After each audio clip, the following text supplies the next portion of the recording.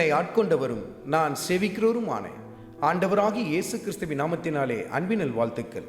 கிறிஸ்து இயேசுக்குள் மிகவும் பிரியமான அன்பு சகோதர சகோதரிகளே, கர்த்தருடைய ஆவியானவர் நம் கண்களுக்கு முன்பாக 2 வசனங்களை ஒப்பிட்டு காட்டுகிறார்.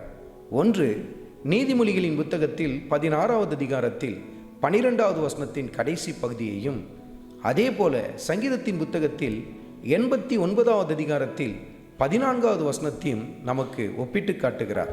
இந்த 2 இடங்களையும் குறித்து கொண்டு தியானித்து பாருங்கள்.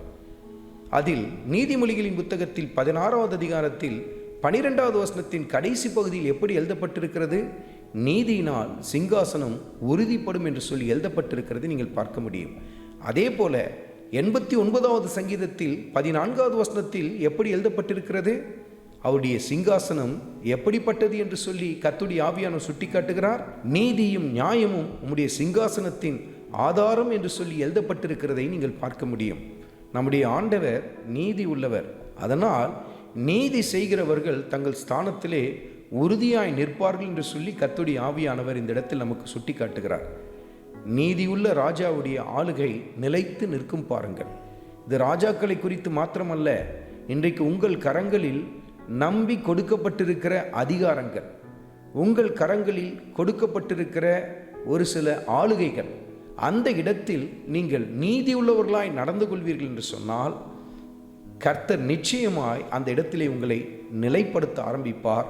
நீங்கள் உறுதிப்பட ஆரம்பிப்பீர்கள். ஆனால் பல பேர் தங்கள் பதவியை தக்க வைத்துக் கொள்ள வேண்டும் என்பதற்காக உயர் அதிகாரிகள் என்ன பண்ணுவாங்கன்னா காக்கா பிடிப்பாங்க.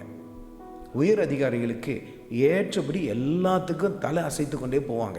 அவங்களுக்கு நல்லா தெரியும் இவங்க சொல்கிறது தப்புன்னு தெரியும், ஆனாலும் ஆமாம் சாமியாக மாறிடுவாங்க. ஏன்?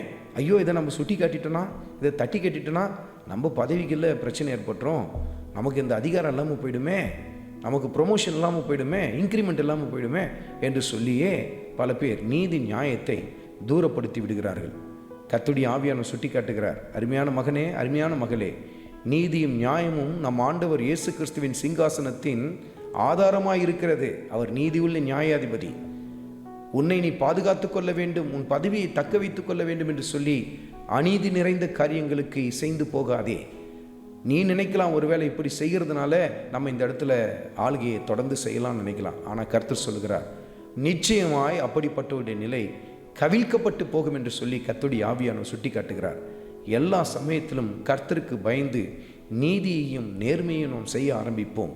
கர்த்தர் அங்கு மகிமைப்பட ஆரம்பிப்பார். ஆண்டவராகிய இயேசு கிறிஸ்துவின் கிருபை உங்கள் அனைவரோடும் கூட இருப்பதாக. ஆமென்.